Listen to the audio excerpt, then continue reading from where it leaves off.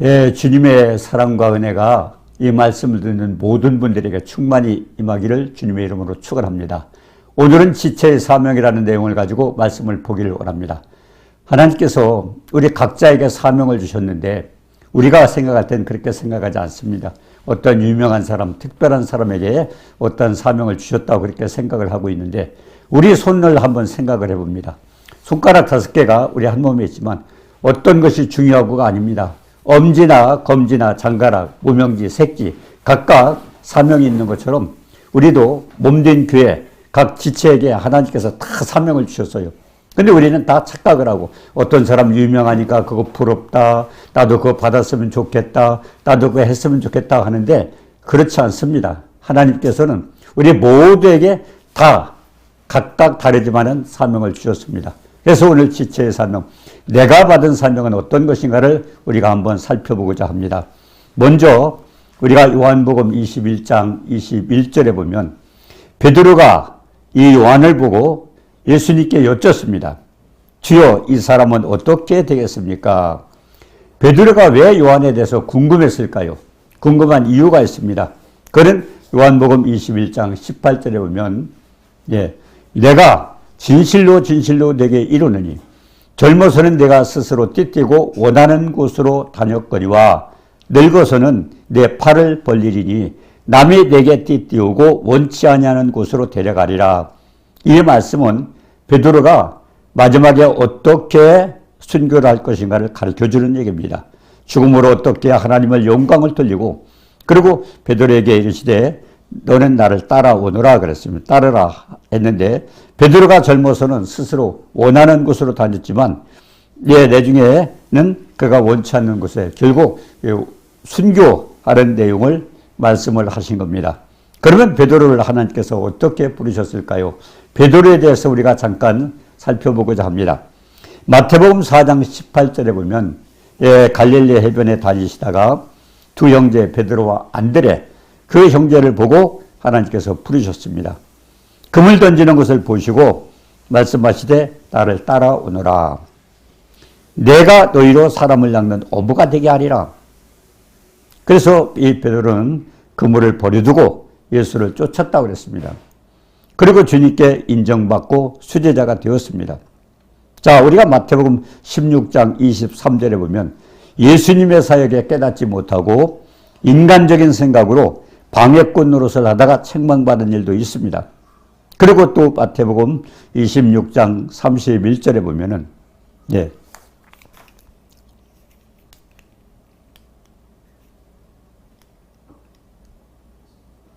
26절 31절에 그때 예수께서 제자에게 이르시되 오늘 밤에 너희가 다 나를 버리리라. 기록된 바 내가 목자를 치리니 양의 떼가 흩어지리라. 결국 예수님을 버리고 몽땅 떠나겠다고 주님은 말씀하신 겁니다. 그런데 그때 베드로는 뭐라고 그랬을까요? 마태복음 26장 32절에 그러나 내가 살아난 후에 너희보다 먼저 갈릴리로 가리라. 주님께서 그런 말씀을 하셨습니다. 자, 그런데 이 베드로는 어떨까요? 다 주를 버릴지라도 나는 언제든지 버리지 아니하겠습니다. 정말 충성스러운 베드로, 충성을 다하겠다고 말씀한 거죠.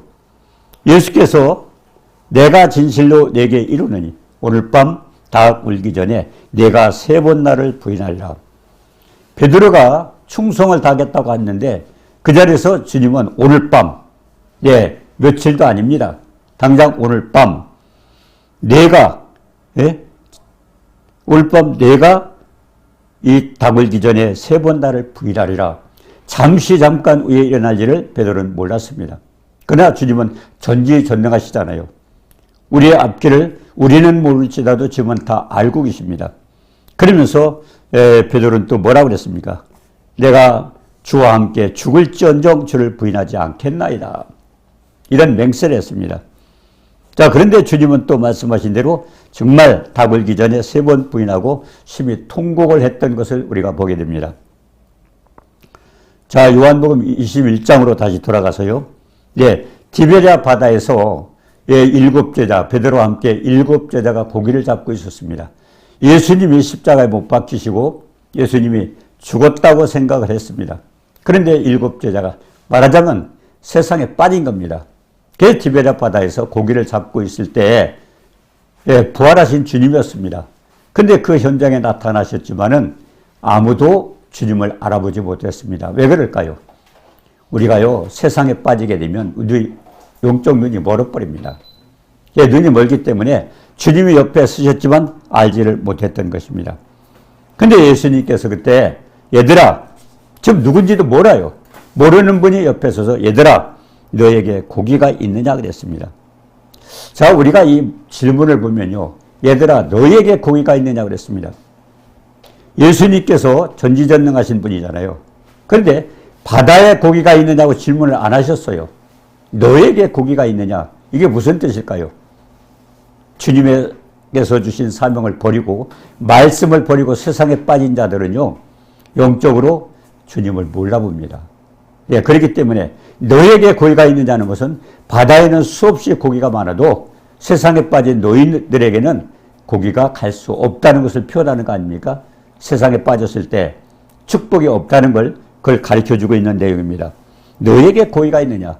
굉장히 중요한 얘기입니다. 우리가 뭔가 하나님께서 주신 사명을 버리고 주님을 등졌을 때 다 자기 나름대로 축복을 받겠다, 좋은 일을 하겠다고 가고 있지만은 결국은 세상 만물을 주관하시는 분이 누구예요? 주님이십니다. 복의 근원이 그분, 주님이십니다. 근데 그분께서 말씀하시기를 너에게 고기가 있느냐? 수없이 많은 바다의 고기가 너한테 건너갈 수가 없다는 얘기입니다. 근데 없나이다. 네, 그때 그물을 배 오른편에 던져라. 그래야면 얻으리라. 여러분, 만약 우리가 그 어부가 됐다면 어떻게 생각할까요? 누군지도 모르는 저분이, 그래도 베드로 그 일곱 제자들은 다 고기 잡던 사람들 아닙니까? 전문가들이에요. 뭐 누구 말따나 그런 유명한 분에게 말도 안 되는 얘기를 하고 있는 거예요. 왜? 자기네들은 전문 어부기 때문에 어디서 고기가 많이 잡히는 걸 알고 있습니다. 근데 그들은 밤이 맞도록 고기를 잡았는데 하나도 잡지 못했어요.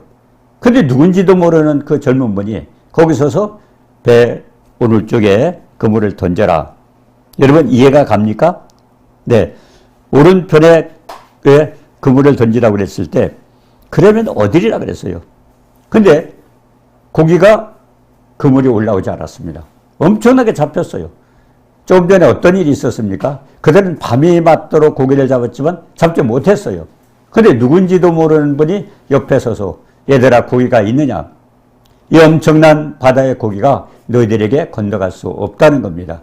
근데 그분의 말씀에 순종해서 그물을 던졌더니 그물이 올라오질 않아요. 엄청나게 잡힌 거예요. 근데 그때 베드로가 뭐라고 했습니까? 베드로는 주님을 몰랐어요. 근데 주님을 몰랐던 베드로가 어떤 얘기를 합니까? 주시다. 고기를 보고 주시라고 그런 거예요. 왜냐하면 전능하신 주님이 아니었더라면 누구도 그런 일이 일어날 수가 없어요. 주님을 보고 주님이라고 한 게 아닙니다. 고기가 잡히는 걸 보고 저분은 보통 어부가 아니다. 그래 주시다. 거기서 소리를 치게 됩니다. 그래서 고기를 보고 주님을 알아본 거죠. 근데 놀라운 것은요, 주님을 만나가지고 이제 육지에 올랐습니다. 근데 놀라운 것은 예수님께서 숯불을 펴놓고 생선과 떡을 거기다가 구워놓고 조반을 준비했다는 얘기입니다. 근데 고기는요, 지금 이제 잡았어요. 고기가 올라온 게 아니에요. 근데 떡도 준비해가지고 고기를 숯불에 구워서 조반을 마련했다는 것입니다. 자, 그러면서 베드로의 입장이 어땠을까요? 아마 쥐구멍이라도 있으면 숨고 싶은 심정이었을 거예요. 왜? 주님을 3번씩 부인하고 주님 십자가에 또 못 박혀 죽으셨다고 자기네들은 디베랴 바다에 고기 잡으러 가서 7명이 모여 있는 겁니다. 밤이 맞도록 고기를 못 잡았어요. 근데 그분의 말씀에 순종해서 이 그물이 올라오지 않을 정도로 엄청난 고기를 잡았습니다. 어떨까요? 숨고 싶었을 것입니다. 그런데 주님 앞에 나갔죠, 이제. 그래서 주님이 뭐라고 했습니까? 그 조반 아침 식사를 마련해 놓고 그러고서 말씀하시기를 내가 이 사람보다 나를 더 사랑하느냐. 굉장히 중요한 말씀이죠. 주님이 3번이나 질문을 하셨습니다. 베드로의 상처받고 먹는 심령을 치료하셨다는 얘기입니다. 만약 예수님께서 그때 그 상처 치료가 아니었더라면 베드로는 주님의 일을 할 수가 없었어요. 왜? 3번씩이나 부인하고 그랬던 사람이 감히 어떻게 들어섰습니까? 근데 그와 같은 상황으로 일을 할 수 없다는 겁니다. 이거 우리 모든 인간에게 똑같이 적용을 됩니다. 우리 인간의 상처가 치료받지 않으면 안 됩니다. 저는 늘 그런 얘기예요. 그 전에 박근혜 대통령 계셨을 때요. 박근혜 대통령이 엄청나게 상처를 받고 왜? 부모님 다 돌아가셨잖아요. 그 뒤에 어느 교회를 나갔다고 그런 얘기를 들은 적이 있어요. 그때 그분을 붙잡고 상처를 치료해 주셨어야 되는 거예요. 왜냐하면 그분은 어머니, 아버지 다 잃었잖아요. 누구도 그 상처를, 그러니까 그 상처가 치료되지 저는 아무도 할 수 없어요. 그러다 보니까 누구를 만나서 그분이 이제 뭐 나중에 과거가 또 그렇게 잘못됐지만 우리 누구에게도 마찬가지예요. 우리가 상처가 있다면은 아마 그렇게 하지 않았을 거예요. 근데 주님의 사랑이 얼마나 대단합니까? 네, 3번씩이나 부인하고 그랬던 사람이 또 세상에 빠져 있어요. 근데 그를 위해서 조반을 준비해 놓고 또 그분의 상처로서 주님의 일을 할 수 없기 때문에 거기서 내가 나를 사랑하느냐 하면서 3번씩 하면서 왜 3번 질문했을까요? 3번 부인했거든요. 그러니까 그 상처를 치료하기 위해서. 그래서 우리에게 누구에도 마찬가지입니다. 많은 사람들이요, 세상에 엄청난 상처를 받고 있어요. 근데 질병 치료가 안 되는 사람이 있어요.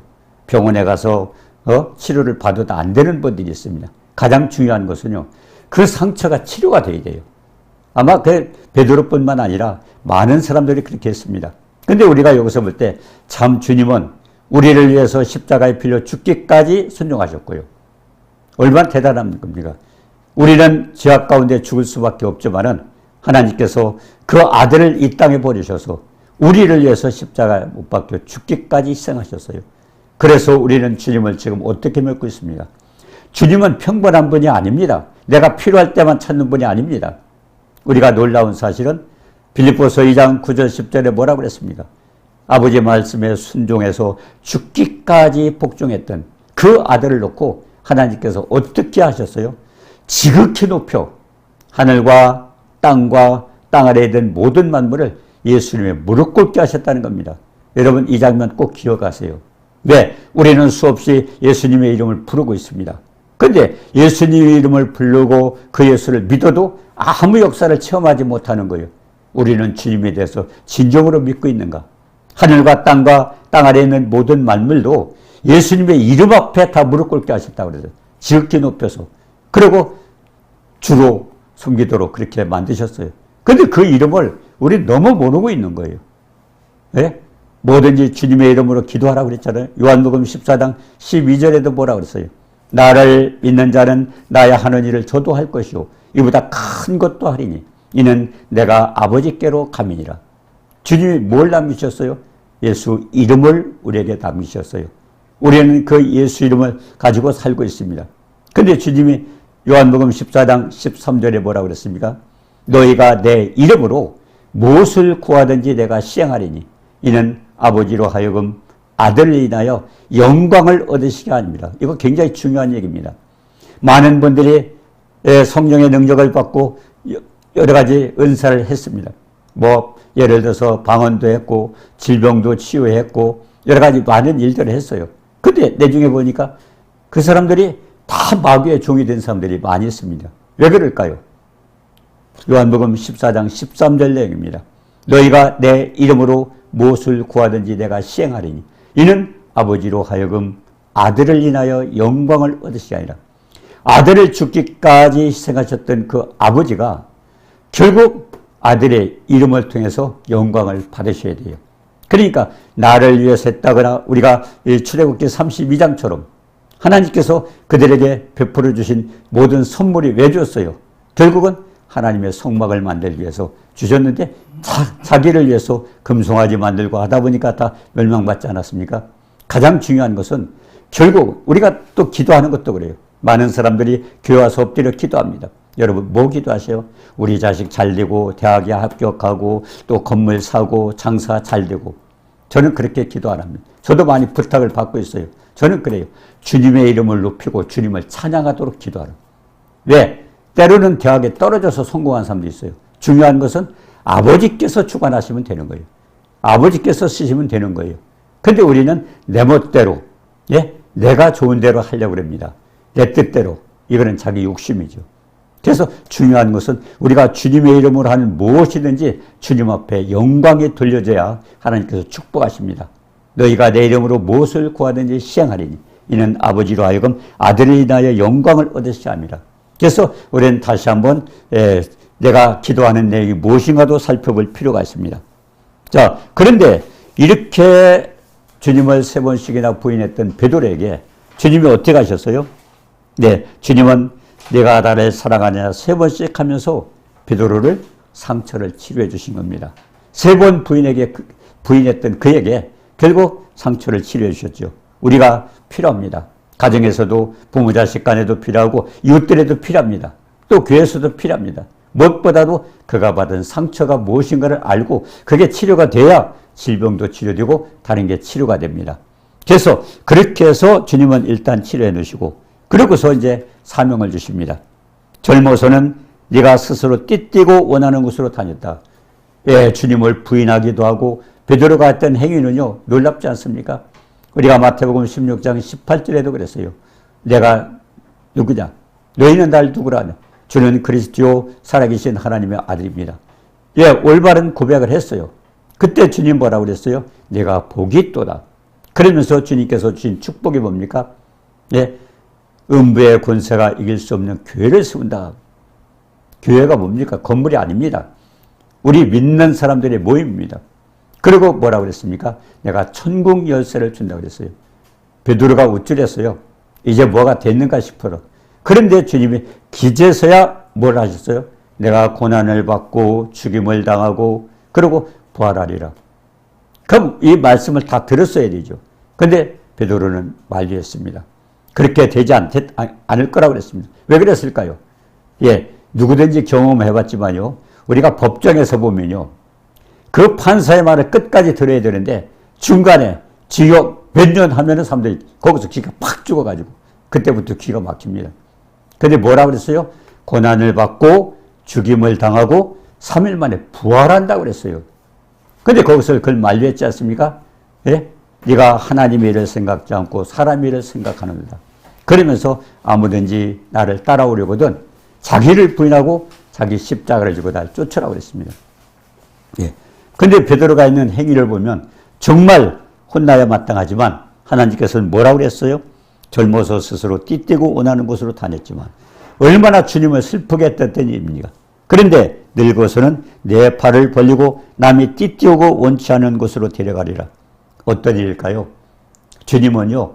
이 주님의 은혜와 사랑을 생각할 때 자기는 십자가에 못 박힌 것만도 과분한 거예요. 그래서 주는 십자가에 못 박힐 때 주님은 거꾸로 매달려서 십자가에 못 박혔다고 그런 말이 들립니다. 그래서 주님 뭐라고 그랬습니까? 이제 하나님은 이렇게 주님은 이렇게 자기를 사랑하시는구나. 그러면서 자기는 그렇게 되지만 옆에 있는 요한 주님이 엄청나게 사랑하셨거든요. 네, 최후의 만찬 때 주님 품 안에 고개를 숙이고 그 품 안에 안겼던 사람이 요한입니까? 그래서 저는 그런 얘기를 해요. 어떤 분이 그런 얘기를 해요. 성경을 읽어야 되는데 어디부터 읽을까요? 무엇부터 읽을까요? 저는 요한에 관계되는 성경을 읽으라고 해요. 요한복음이나 요한 1서, 2서, 3서. 왜 그럴까요? 사랑의 제자예요. 그 요한의 얘기를 보면 거의가 사랑이 많이 나옵니다. 주님의 사랑에 대해서. 그래서 요한에 대해서는 궁금한 거예요. 어떻게 될까? 근데 주님 뭐라고 그랬어요? 예, 남의 상관 말고 나를 따라오라. 예, 굉장히 중요한 얘기입니다. 예, 아무든지 날 따라오거든 자기를 부인하고 자기 십자가를 지고 날 쫓으라고 그랬는데, 예, 주님도 예, 나를 따라하는 겁니다. 자, 우리가 하나 생각해 볼 필요가 있습니다. 잠언서 16장 9절에는요. 사람이 마음으로 자기의 길을 계획할지라도 그 걸음을 인도하시는 분은 여호와시니라 그랬습니다. 그래서 자, 그러면 요한에 대해서 우리가 한번 생각을 해볼까요? 예, 요한복음 1장 9절에 보면요. 참빛 세상에 와서 각 사람에게 비추는 빛이 있었나니 하나님은요. 한 사람 한 사람에게 요한복음 1장 9절이 그렇잖아요. 참빛. 예, 예수님입니다. 세상에 와서 각 사람에게 비춰서 그래서 우리가 요한복음 1장 12절에도 그렇잖아요. 영접하는 자, 곧 그 이름을 믿는 자, 자녀가 되는 권세. 우리 각자가 주님을 영접해. 한 사람 한 사람을 부르시는 거예요. 예. 그러고서 이제 마태복음 4장 19절에 보면 또 사람을 닦는 어부가 되게 한다고 또 부르셨어요. 그래서 그물을 버려두고 쫓았습니까? 근데 우리가 베드로서 1장 10절에 보면요. 그러므로 형제들아 더욱 힘써 너희 부르심과 택하심을 굳게 하라 그랬습니다. 너희가 이것을 행한 적 언제든지 실족치 아니하리라. 우리가 하나님 앞에 가는 순간까지 실족치 않고 갈 수 있는 방법은 부르심과 택하심을 굳게 하라고 말씀하셨습니다. 무슨 말씀일까요? 예. 데살로니가 후서 2장 14절에 보면요. 우리의 복음으로 너희를 부르사. 어떻게 부르셨어요? 한 사람 한 사람 부르실 때마다 복음으로 부르셨어요. 누군가를 통해서 복음을 전할 때 그 복음을 듣고 한 사람씩 오는 겁니다. 그러면 예를 들어서 5사람이 사는 가족에서 어떤 사람을 불렀어요. 예, 그러면 그 사람 혼자서 예수 믿고 끝나는 게 아닙니다. 그 사람을 통해서 나머지 가족들을 부르시는 거예요. 그러니까 대개 보면요. 어느 가정에도 지금 교회를 다니지 않는 예수 믿지 않는 가정에도 보면요. 어딘가 보면 믿는 사람이 한 사람이라도 껴있어요. 뭘까요? 그 사람을 통해서 나머지 가족들을 부르시는 방법입니다. 그래서 복음으로 우리를 부르셨습니다. 그래서 주님은 마태복음 24장 14절에 이 천국 복음이 모든 민족에게 증거되기 위하여 온 세상에 전파되리니 그제야 끝이리라. 이게 무슨 말씀이에요? 전 세계 70억의 인구가 있는데요. 하나님은 한 사람 한 사람 더 불러서 세상 끝까지 다 그 사람들 불러야 세상이 끝난다고 그래요. 막 지금 천재지변이 일어나고 막 이런 일이 나니까 아휴 언제 세상이 끝이 올까? 또 많은 사람들은 세상이 끝인가 보다. 중요한 것은요. 세상 끝은 주님이 모든 사람에게 땅 끝까지 복음이 전파될 때 그제야 끝이 온다고. 그걸 뭘까요? 주님의 사랑입니다. 하나님 만드셨잖아요. 그분들이 구원받지 못하면 어디로 가요? 지옥에 가지 않습니까? 그래서 그들을 불러서 구원받게 하기 위해서 주님은 이 땅에 생명까지 바치셨습니다. 그렇기 때문에 땅 끝까지 복음이 전파되면 그제야 끝이 오리라. 지금은요. 사람이 가서 전하기도 하지만 전파를 타고 전하기도 하고요. 우리가 이런 방법으로도 지금 예수 그리스도의 복음을 전하지 않습니까? 그래서 복음을 일단 듣고 그러고선 회개하고 돌아와야 되죠. 예. 그래서 수십억 인구를 다 같이 부르신다는 내용을 기억해야 됩니다. 지금도 보면요. 이스라엘 같은 사람들은 왜 이스라엘 사람들 예수 믿는 사람 별로 많지 않아요? 왜 그럴까요? 우리 가장 중요한 것은요. 예? 이스라엘 백성들도요. 땅 끝까지 복음이 전파된다고 그러는데 에스겔서 38장에 보면요. 어디서 복음이 전파됐어요? 예루살렘이에요. 근데요. 에스겔서 38장에 보면 세상 중앙에 거하는 너희들. 그 옆에 바다가 지중해지 않습니까? 세상의 중심은 이스라엘입니다. 거기서부터 복음이 전파됐다고 그러면 마지막 끝이 어디예요? 그 자리 와야 끝입니다. 결국은 지금은 이스라엘 백성들이 혼미한 심령, 보지 못할 눈, 듣지 못할 귀를 가지고 주님을 안 믿고 있지만은 마지막 때는 그들을 다 불러서 구원하시고 그러니까 사실은 복음이 유럽으로 가고 미국으로 가고 유럽으로 가고 이렇게 갔더라도 마지막에는 이스라엘 백성들한테 구원해서 하나님은 온 세상에 복음이 전파되도록 그렇게 만드시는 겁니다. 그래서 또 그러면 어떻게 또 택하셨는가요? 사람들이 그냥 이 세상 모든 사람을 택했다고 그러는 저는 그렇게 보고 있습니다. 에베소서 1장 4절에 보면 창세전에 그리스도 안에서 우리를 택하사 우리로 사랑 안에서 그 앞에 거룩하고 흠이 없게 하시려고 우리를 택하셨다 그랬습니다. 네. 근데요. 요한복음 1장 12절에죠. 영접하는 자 곧 그 이름을 믿는 자들에게 하나님의 자녀가 되는 권세를 주셨다고 그랬습니다. 자, 그런데 하나님께서 신명기 30장 15절에 보면 보라 내가 오늘날 생명과 복과 사망과 화를 네 앞에 두었다. 많은 사람들이 복 받기를 원합니다. 예, 근데 복이 어떻게 됩니까? 하나님께서 생명과 복과 사망과 화를 네 앞에 뒀다. 우리가 선택하는 거예요. 우리가 주님 앞에 순종하고 말씀에 순종하면은 우리가 생명과 복을 선택하는 거고 또 하나님을 등지게 되면 사망과 화를 선택하는 겁니다. 자, 그런데 중요한 것은요. 창세기 2장 17절에요. 선악을 알게 하는 나무의 실과를 먹지 말라. 내가 먹는 날에는 정령 죽으리라. 이 말씀을 가만히 분석을 해보셔요. 먹지 말라. 먹는 날엔 죽으리라. 누구 마음대로예요? 아담 마음대로입니다. 왜? 우리 인간을요, 로봇으로 만들지 않으셨어요. 선택은 우리가 하게 되어 있어요. 생명과 복과 사망과 하도 우리가 선택하게 되어 있지만 아담에게 선악을 알게 하는 나무의 실과를 따먹지 말라고 할 때도 먹고 안 먹는 것은 아담에게 달렸어요. 우리에게 자유의지를 주셔서 선택할 수 있는 축복을 주셨습니다. 우리 인간을 로봇으로 만들지 않으셨어요. 그래서 우리는 자유의지를 주셨기 때문에 내가 정말 하나님 편에 잘 선택을 해야 됩니다. 이게 가장 중요한 게 출애굽기 20장 5절에 있잖아요. 나는 질투하는 여호와라. 네. 그래서 우리가 하나님을 거역하고 하나님 말씀에 순종하지 않을 때 뭐라고 그랬습니까? 아비로부터 3, 4대까지. 그게 율법의 저주입니다. 갈라디아서 3장 13절에 율법의 저주에서 우리를 속량하시고 무서운 말씀이에요. 우리가 보면 아비로부터 3, 4대 우리가 한번 따져볼 필요가 있습니다. 그렇게 부모들이 주님을 섬기지 않고 불순종할 때 이와 같은 자녀들까지 3, 4대 이런 영향이 미친다는 걸 우리는 많이 주변에서 보게 됩니다. 자, 그러면 주님께서 뭐라고 하셨어요? 이렇게 자유로 선택하게 되어 있는데 우리가 복음을 전할 때요. 마태복음 10장 14절에 그렇게 됐습니다. 누구든지 너희를 영접도 아니하고 우리가 전도 나가다 보면요. 어떤 사람은 받지도 않아요. 거절해버려요. 영접도 아니하고 너희 말을 듣지도 아니하거든 집이나 성에 나가서 발에 먼지를 떨어버려라. 먼지가 보입니까? 주님은 보셔요. 증거를 남기라는 겁니다. 심판의 증거를.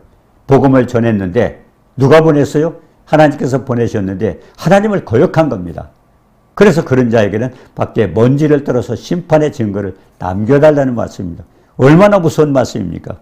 그러면서 그들의 발에 먼지를 떨어버리면 주님이 그걸 보시고 심판날에 소돔과 고모라 땅이 그들보다 더 건드기가 어렵다는 그걸 말씀을 하신 겁니다. 자, 그런데 이렇게 부르시고 택하신 구원받은 하나님의 자녀들에게 하나님은 사명을 주셨어요. 아까 제가 말씀을 드렸지만 우리 손가락에 어떻게 됩니까? 손가락에 5개가 있죠. 어떤 것이 중요합니까? 엄지나 검지나 장가락, 무명지색이 각각 사명이 달라요. 우리 교회도요. 예, 주님의 몸이라고 그랬습니다. 그러면 우리에게 많은 지체가 있는데 그 지체가 어떤 지체는 필요하고 어떤 지체는 필요하지 않은 게 아니에요. 그래서 가장 중요한 것은요. 예, 고린도전서 10장 12절의 말씀. 네, 오늘 말씀의 핵심 내용입니다. 이 말씀에 우리가 어떤 자기를 칭찬하는 자 더불어 감히 짝하며 비교할 수 없노라. 그러나 저희가 자기로서 자기를 헤아리고 자기로서 자기를 비교하니 지혜가 없더라. 네, 이게 무슨 말씀일까요? 우리는 자기를 칭찬하는 어떤 자와 더불어 감히 짝하며 비교할 수 없노라. 그러나 그들이 자기로서 자기를 헤아리고 자기로서 자기를 비교하니 지혜가 없더라. 중요한 것은요. 어떤 분만 귀한 게 아니라 손가락 5개가 다 필요한 것처럼 주님의 몸된 우리 지체는요. 각자 하나님께서 다 귀하게 사명을 주셨어요. 부러워하지도 말고 짝하지도 말고 우리의 각자가 하나님 보시기엔 그렇게 귀한 겁니다. 그렇기 때문에 우리는 각각 재능대로 마태복음 25장 15절 재능대로 하나님께서 다 사명을 주셨어요. 그래서 우리가 나는 무슨 사명이 뭔지 모르고 또 어떤 사람 부럽고 귀하다. 여러분 부러워하지 마셔요. 하나님 말씀이 고린도후서 10장 12절 말씀입니다. 짝하지도 말고 비교하지도 말고 비교하는 자는 지혜가 없다고 그랬어요. 왜? 하나님은 우리 한 사람 한 사람 다 귀합니다. 그리고 뭔가 맡겨주셨어요. 그래서 자기 재능이 뭔가를 살펴보시고 부모로부터 태어날 때 재능을 받았죠. 다 있습니다. 재능이 있어요. 그리고 또 우리가 또 성령의 은사를 받고 특별한 은사도 있지만 거기 가보면 자기 재능대로 하나님께서 달란트를 주셨어요. 그래서 내 달란트가 뭔가를 생각하면서 우리 각자는 다 귀한 거예요. 그렇기 때문에 어떤 사람 귀하고 나는 필요 없고 아닙니다. 교회가 100명, 1000명 있더라도 그분들에게 다 똑같이 귀한 하나님 직분을 주셨기 때문에 그걸 생각하고서 우리는 그렇게 하게 됩니다. 그래서 주님 뭐라고 했어요? 재능대로 그렇게 줬는데 이제 마태복음 25장 19절에 오랜 후에 그 종들의 주인이 돌아와 저희와 회개할 때 하나님께서 언젠가 회개한다고 그랬습니다. 그래서 잘했다, 착하고 충성된 종아, 칭찬받을 사람이 있고, 그리고 악하고 게으른 종아, 또 꾸지람받고 바깥 어두운 데 버림받을 사람이 있습니다.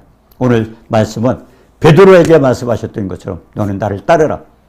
요한에 대해서 궁금해하지 말고 자기를 따르라. 우리도 마찬가지입니다.